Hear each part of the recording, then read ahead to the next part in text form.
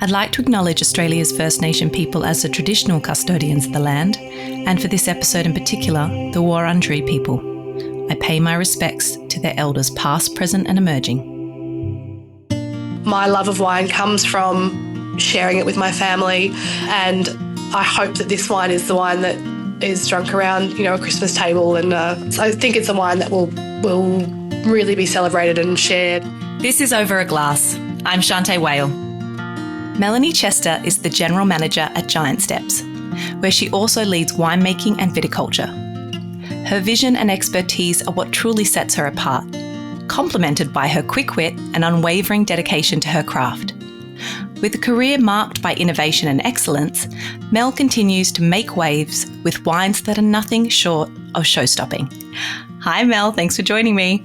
Hi Shanteh. Thanks for having me. So nice to hear your voice on this beautiful morning in Wurundjeri country. Now, we want to hear a little bit about what you've been up to. You kind of came out of nappies and went straight into a amazing career. And that's what it feels like. You fit so much into your career so far that most people, I think, would dream about. So let's go a little bit backwards in your kind of time and tell me a little bit about, where wine first popped up. I believe your great-grandfather had a little bit to play in that.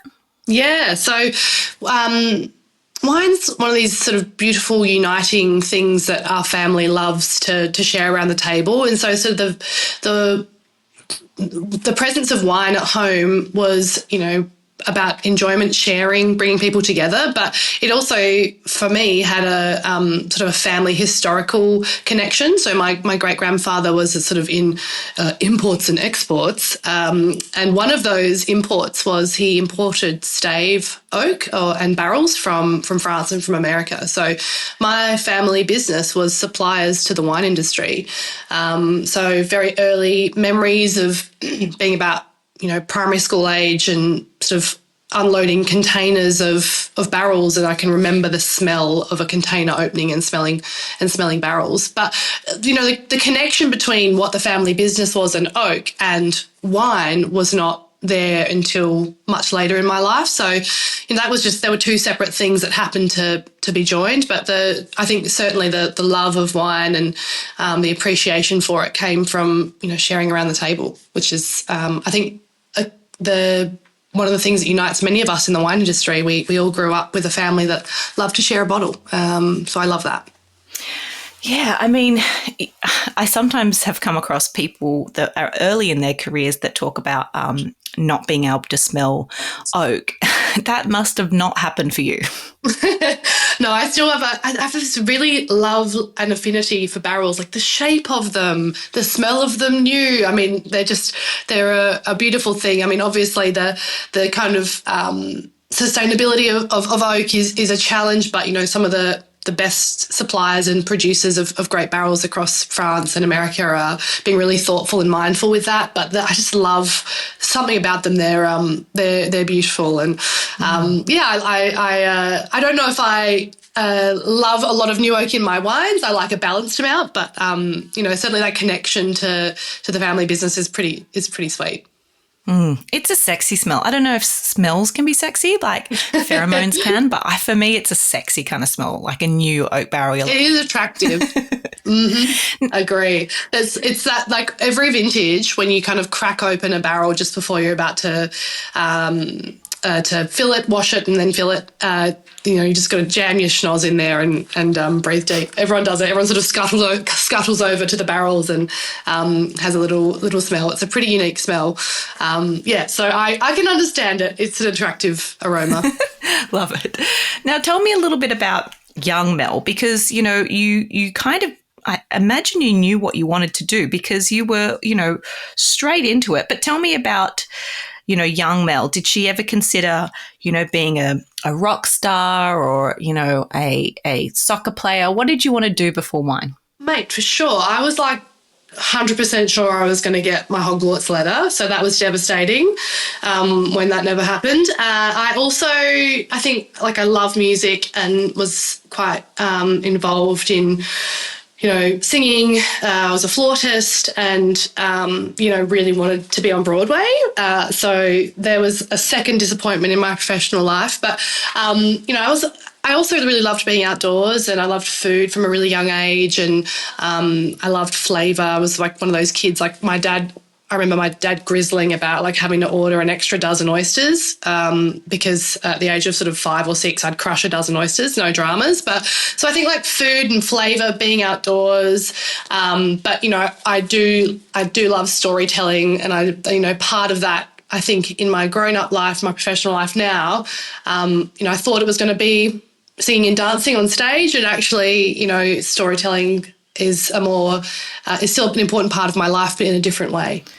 Yeah, and I'm sure there's still a bit of singing and dancing around harvest time as well. Tell me about when you decided to go and study. Was there a very definitive moment, or it kind of happened gradually? No, totally. I mean, I think from a young age, because I liked flavour and because I liked being outdoors and because my family business had sort of, a peek behind the curtain of the wine industry, my dad always used to say, oh, she'll be a winemaker one day. And when you're a teenager, as someone who now has a teenager at home, you realise that you just feel like your parents don't know you at all, and I was like, I kind of almost pushed against that from my father as like, well, no, I'm going to be my own person. So I had very different plans with my life after school, but on the route to executing those plans, I kind of got shoehorned into a vintage straight out of high school. So I was 17, didn't drive, straight out of high school, and I did a harvest down in McLaren Vale as a way to earn some coin. And I think, my dad certainly had the insider scoop that was a good way to earn some cash. So that may have helped. But, I did it at a winery called Rock, which was a contract winemaking facility at the time. I can't remember how many tons. It was quite a large volume contract facility. And I just like fell in love with harvest, and, it's still my favourite time of year. It's still, I always joke I'd do harvest for free because it's just the most exciting time of the year. So, I think that was really where everything changed, and I had a quick course adjustment, and then rolled in the next year after a gap year of sort of stumbling around America and enjoying some time as a 17, 18-year-old.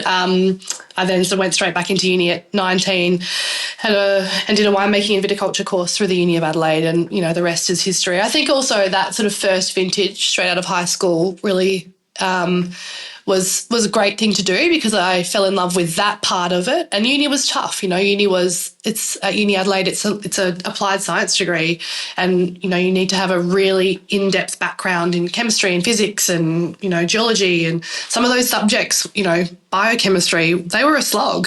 So I think having that first vintage under my belt reminded me and motivated me that was the work, and that uni was a way to get back into that industry and to work in that job and in that environment. So, it was, the rest is history, I guess, and worked throughout the industry while I was at uni, in cellar doors and in vineyards, and just liked getting involved. So, it was great fun. I'm glad that you pointed that out, because you're right. University and sitting in lecture halls and trying to stay awake, and at the time of your life as well, when you're really kind of excited about the world, and it's a slog. And so knowing that was what was it waiting for you at the end of it, I can really see would have kind of pushed you forward. Tell me about your first, real role in the industry, your first job. And then tell me also a little bit about kind of how you kind of navigated your way in, and when you kind of realized perhaps, you might be quite good at this.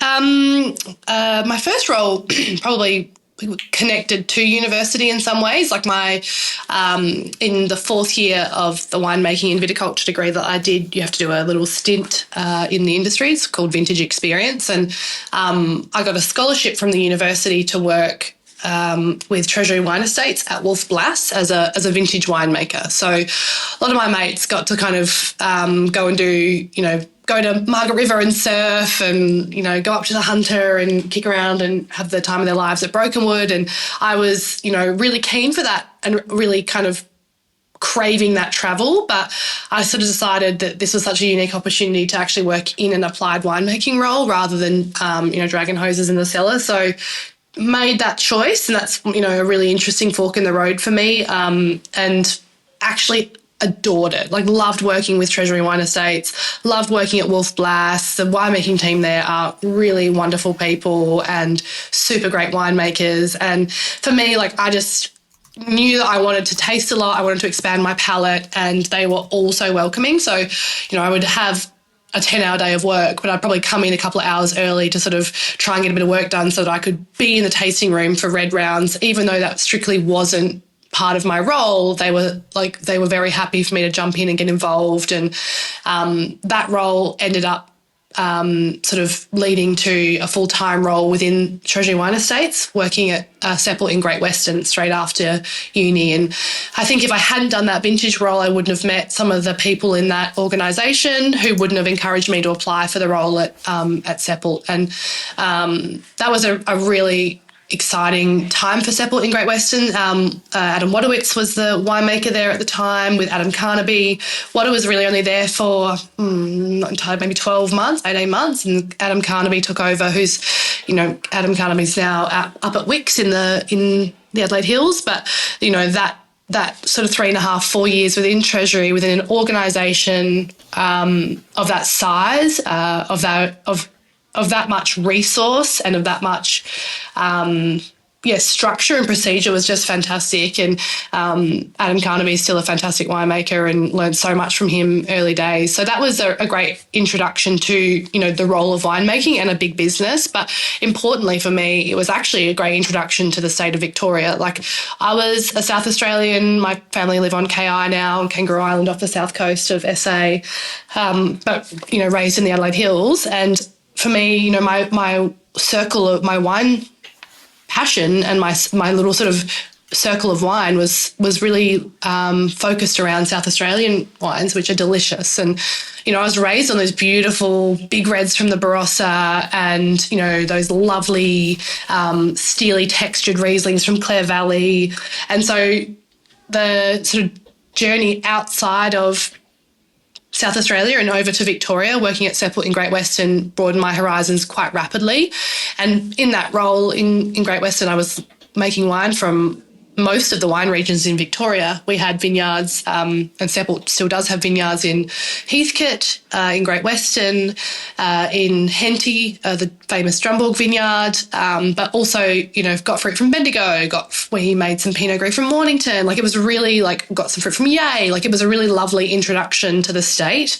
And for me, it was an introduction to sort of the varieties that I probably am the most passionate about now, which is Pinot and Chardonnay. It was my first time working with them. So, I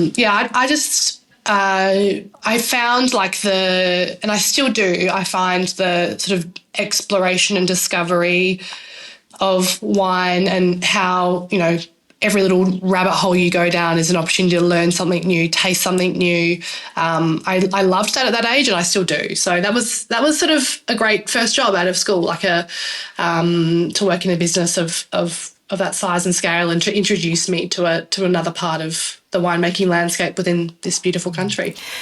I love that's that segue, and I would probably argue that Seppelt perhaps could be the Hogwarts of the wine world. The people that it has churned out has got to be one of the best schools for wine just in that process, don't you think?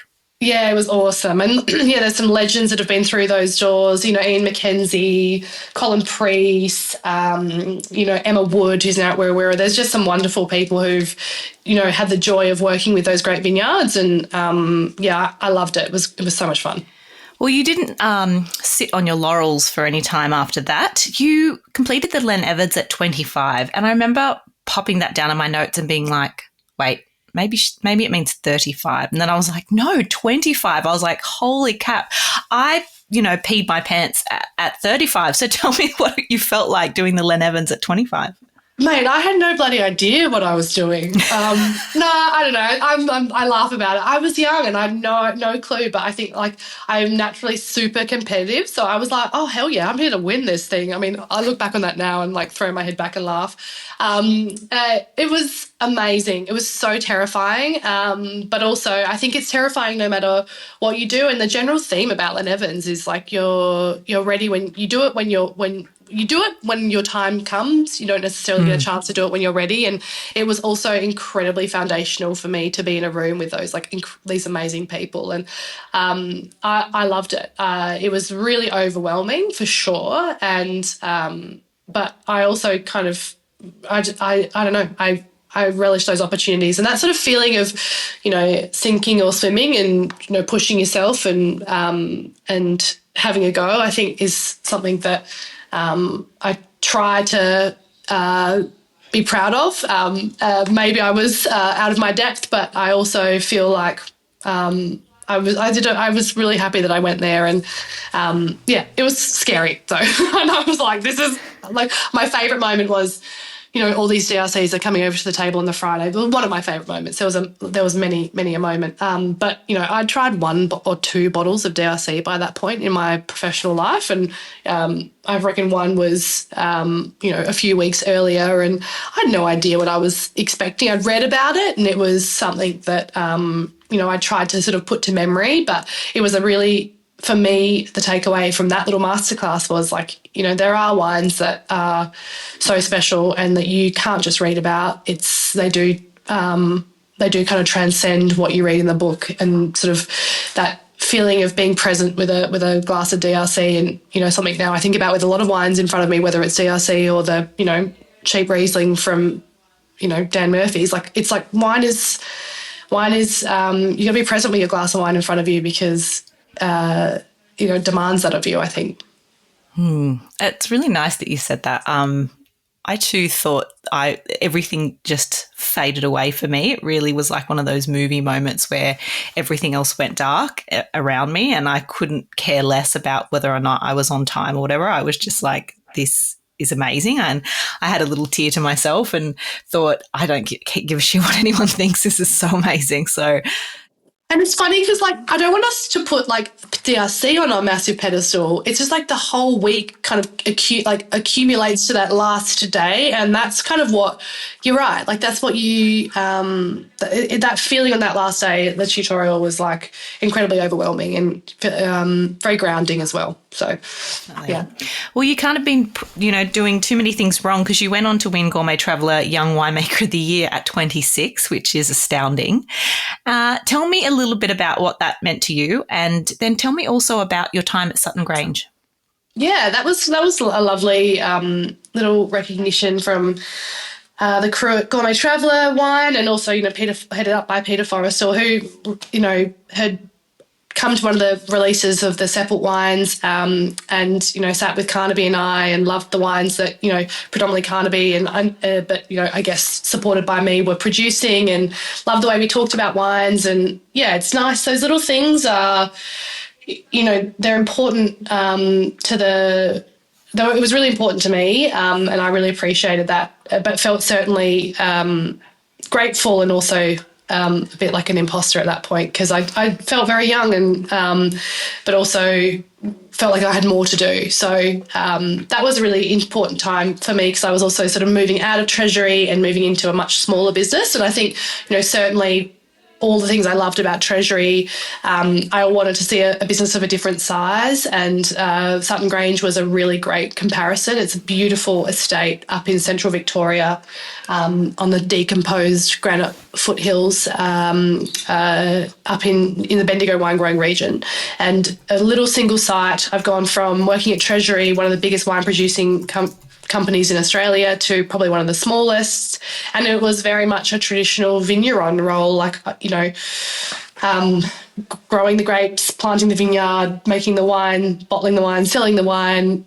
I always joke that if there was a wedding on a Saturday, I'd turn the fountain on, for the wedding. Like, it was every part of the wine of the business, which I quite enjoyed. And I had a fantastic owner, a gentleman called Peter Sidwell, who fully supported and got behind what we were trying to do. And it was a really great experience and an opportunity for me to get my hands dirty in every level of the business, and that was really fun. And it's a great site. I miss actually working with that beautiful property, because it was just this lovely, rolling, gentle, kind of classic Australian Central Victorian landscape with this beautiful Mount Alexander or Leanganuk behind us. And it was really great fun. So and I guess for me was a really great comparison between the big business and small business, and gave me great insight into a couple of different business structures.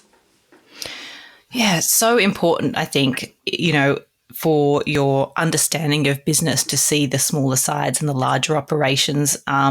Tell me about when the call for Giant Steps came. What was your kind of thoughts about Giant Steps before, and what were your thoughts going into the business?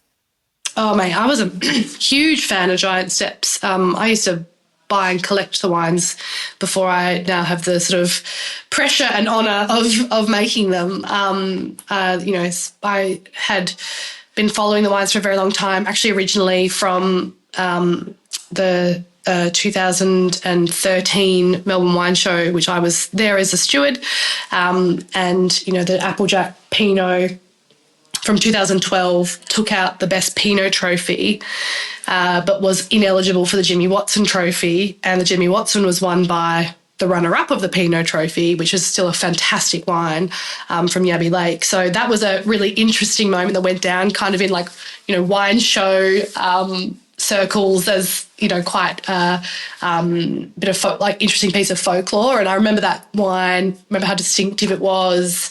And the Pinots from Victoria in 2012 were incredible, and foreseeably could easily have been easily were the two best wines of the show. And it's just a really interesting, I remember that wine very clearly. So had been following them for a while, collecting certainly Applejack and the Sexton Chardonnay, and the Yarra Valley wines were always for me just that delicious drink that you'd always be happy to grab off a bottle shop. So then when Giant Steps rang, it came a bit out of the blue, because Flamo was sort of looking to move on to his sort of the next stage for him, and they were saying, and by the same token, our business had changed a bit. Flamo had been with Giant Steps for 20 years, 25 years, and we had just sold Jackson Family Wines, and so it was an interesting time. And I think maybe the combination of all of that made me say, oh, yeah, tell me more. And I wanted to hear a bit more about where the business was at. And also, when Giant Steps rings, you pick up the phone, So that was a really nice couple of weeks just to hear about where their business was at. And for me, I guess I came into this role with a love and appreciation for the great vineyards, and I think that's that Giant Steps farms and expresses in their wines, and I think that's something that's still that was what made me pick up the call and come down and meet with them. I knew they had some of the best sites in Australia for Pinot and Chardonnay, and I think that's something that I still remind myself of every vintage, and every year we get to bottling these wines, is that they're really incredible patches of land that we have the privilege of farming at Giant Steps. So it's been a really fun journey ever since, and it's a great business and a great team, and it's good fun. I remember going back about 10 years ago, people in Australia often talked about sites and wanting to put that emphasis on the place. It perhaps wasn't as accepted as what we see in places like Burgundy, but Giant Steps have made huge leaps, excuse the terrible pun, but in terms of steps, yeah. I know, I heard it and thought, oh God.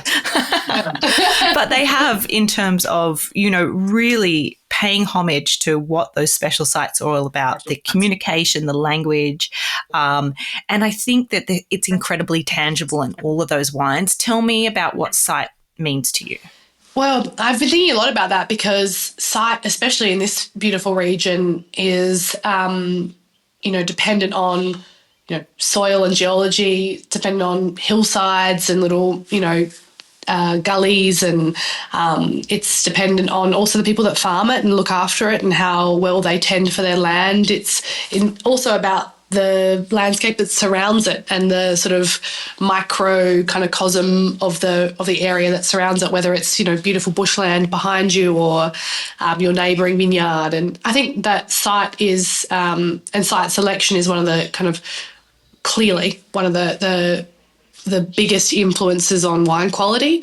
If certainly for us, it's not just about wine quality, but the personality behind the wines are based on the uniqueness of those sites. And we now at Giant Steps have 5 single vineyard sites across the Yarra Valley, and they're 5 different characters, shapes. There are 5 different feelings when you stand in those vineyards, and I think that that's something that inspires our winemaking, but also grounds us in trying to do the best for that property. And it's a pretty important part of the wines that we make, but also generally it's the most important thing in wine quality, in my mind. Yeah, and I think that is very, very much an experience you have when you taste those wines. Tell me a little bit about what's on the cards for Giant Steps now. What are you about to release, and what else is keeping you busy? Yeah, we're at the beautiful time of the year where our babies are in barrel. We've just got a few Tassie. We make a little bit of wine for Tassie for fun. That's still on skin, so it's like the vintage that never ends. But at this time of year, we kind of are, bedding our wines down, planning our next season in the vineyard, and really looking to the release period for Giant Steps. So our single vineyard wines release every year in August, and for us that's always such an exciting month of releases where we take our wines out in the trade and get to connect with our customers again. But this year we've also got a really exciting new release coming out. It's a new range which is called Circle of Fifths, which is for those of us who understand and appreciate the connection to music in our name, Giant Steps, they might understand the name Circle of Fifths. And Circle of Fifths, we've got a Chardonnay and Pinot in that range, which essentially is made up of whatever doesn't fit into the stories we're telling from our single sites. So we're pretty excited that it leans into the uniqueness of our great properties and allows us to tell like a different story from those properties as sort of more of a chorus more than a single site or a single expression. And where can you kind of see these kind of wines being drunk? I mean, the single sites are these fine wines that are drunk, in the very best, crystal or glass in amazing restaurants, but also equally, to be fair, can be drunk out of a tumbler and you can still realise how amazing they are, which I often do. But tell me a little bit about where you imagine these wines kind of fitting in the world. I mean, these are definitely that, really beautiful bottle that you want to share. Collectors are buying the single vineyard wines, or, our wine club often we find our single site wines we've got, customers that really follow the one site. They only buy from Sexton, or they buy Sexton and Applejack every day or every year. But for us, this wine is probably going to have a place on that beautiful by the bottle, premium by the glass pours in restaurants and around people's table on a, Saturday night when their friends are visiting, but maybe not the one that you're pulling out on the wedding anniversary. Does that make sense? Like those wines that you want to share on a more regular basis, as opposed to those real occasion wines that are the single vineyards. And I guess, for me, like my love of wine comes from sharing it with my family, and I hope that this wine is the wine that is drunk around, a Christmas table and or a lasagna on a Friday night at your mum's place. So that sort of sense. I think it's a wine that will really be celebrated and shared, and it's sort of more of it's an interesting one where it's not a wine that you can drink on a Thursday, but it's sort of something a bit more important than that. I think it's one that talks about where people understand how special the sites are, and they know that with this they get some of those beautiful personalities captured in this wine. I think it's interesting, isn't it, when we think about success of a wine brand and, you know, the cult status of wines and where they go. And like you said, the people that collect them. And there is an element of success where, you know, wines are in such demand and the people that are able to afford to buy them and put them down. And a sadness, I think, that comes with, you know, knowing that perhaps your everyday Joe Blow who wanted to just try the best of the Yarra can't get their hands on them. And so I think it's so, and you know, to be fair, Jackson family are very good about positioning where their wines want to be, and in making sure that everybody gets a little bit of the prize. And I think that that's really important because it's not just for the elite, these amazing wines, and we do want people to enjoy them, like you said, with our families. Mm-hmm. Exactly. Yeah, 100%. And, you know, there's something beautiful about people. Like, I have so many of our wine club members who, you know, at events come up to me and they've pulled, you know, the 2012 or the 2010 or whatever out of their cellar and it's drinking beautifully. Or we even, in best case scenario, they bring a bottle for us to share, which is always just so incredible that people want to bring that generosity to share with us. But, you know, there's a part of me that wine is meant to be enjoyed. It is a product that's meant to bring you pleasure and it's meant to bring people together. And so this for me is leaning into that part of my desire about how we drink wine is to enjoy it and to celebrate the sites in a way that is delicious and a blend and a chorus of those great vineyards. It's quite a unique take, I think. So it's exciting. I can't wait to get the wines out. They're pretty tasty. The wines are from the 2024 vintage, which was a great season for us. A warmer vintage than the ones that we've seen in the last sort of 20, 21, 22, 23 vintages. They were all cool years, and 24 has this beautiful power and flavour to them with, you know, maintaining that bright freshness and acidity that we have at Giant Steps. So they're going to be, it's going to be really exciting. It all gets released on the 18th of June. And like what can I say? Giant Steps loves a party. So any excuse to get out there and throw a few parties along the way, we're down for. So it's going to be good fun. And the name comes from this sort of reference to music that so there'll be lots of DJs and some fun to be had along the way, because why not? Why not? That sounds exciting, and I love that it's kind of happening in June. It kind of gets you ready for what is to come with those single sites as well, and hype up the excitement. I mean, I think we're all constantly asking ourselves what is Mel Chester up to, and what has she, you know, got in the workings? But a lot of people probably also wonder, you know, what is the secret of being a great winemaker? And I'd like to ask you that question. I know it's a tough one, but if you've got some advice for young winemakers out there, or what do you think is the secret to being any good at your job? Oh, that's such a hard one, because I think we put a lot on the weight and sorry. I'll start again. I think that's a hard one for me, because I think we put a lot of emphasis on the role of a winemaker, but the winemaker is only as good as the site, the team and the business that supports them. So I think, you know, I'm only as good as those I am surrounding myself with, and I'm only as strong as my team, and the wines I make are only as good as my sites. So I think in that respect, I've been really lucky. I've worked with really beautiful properties and that grow really good grapes, and it's easy to make great wine out of good grapes. So, but in terms of, you know, what am I proud of that we've achieved, and how am I just feel like I've put myself out there, and I think that's one of the things that is hard to do sometimes when you're young. You don't even really know where to start or who to ask. But I've had good mentors. I've gotten involved in tastings, even if I've reached and sort of maybe tried to afford the bottle of wine that I knew I wanted to try, even though it was a bit out of my price range. And I think some of those sort of things of just being like, I'm going to go for it. I'm going to go to that tasting. I don't know anybody, but I'm just going to go for it and see who else is there, and maybe I'll learn something. That's one of the things that I feel has been helpful for my career.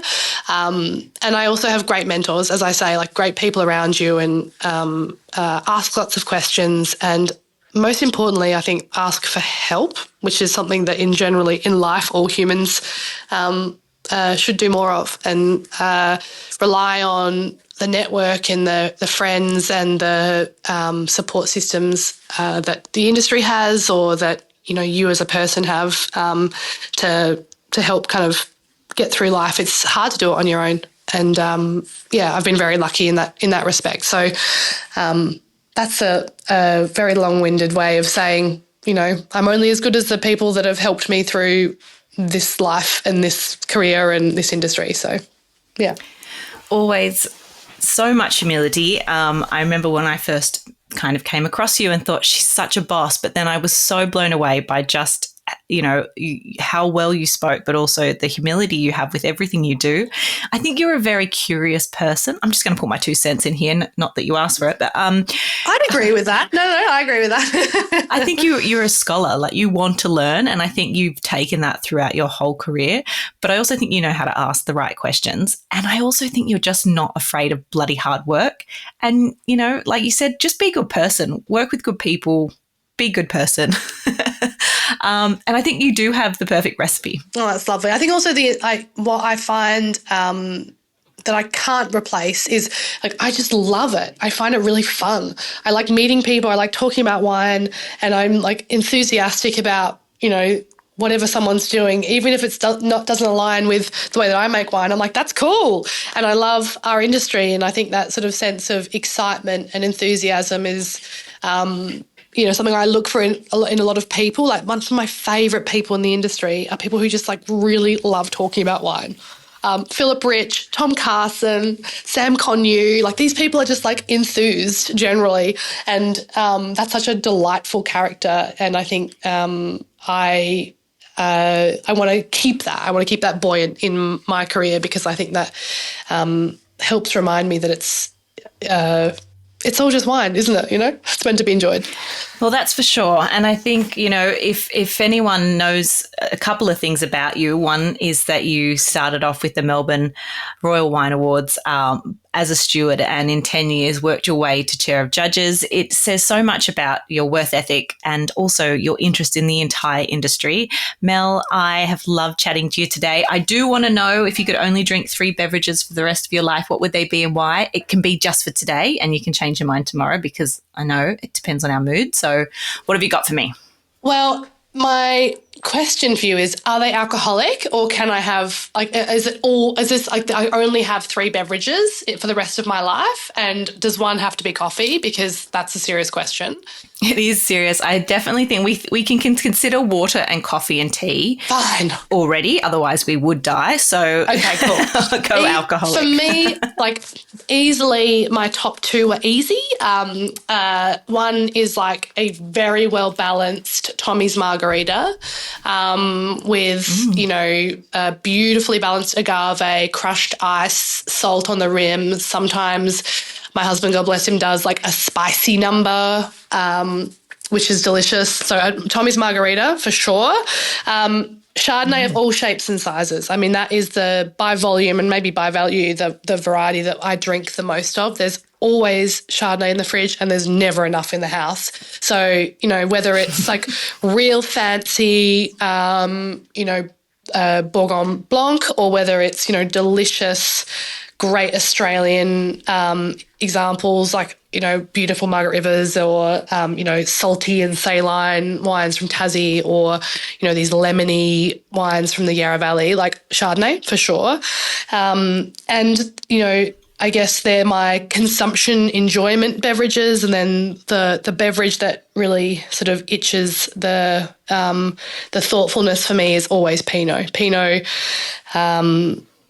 is a thinker's wine. It really engages parts of my brain that other varieties don't, and it makes me the kind of interplay between medium body, tannin, acidity, freshness, texture, and how expressive Pinot is of sight is for me makes it one of the most exciting varieties in the world. But to drill them down to one, you're going to, that's too hard. So no, that's fair. I won't even make you do that. That's too cruel. And you can stay on all of those drinks, from brunch to the wee hours in the morning. So I love that.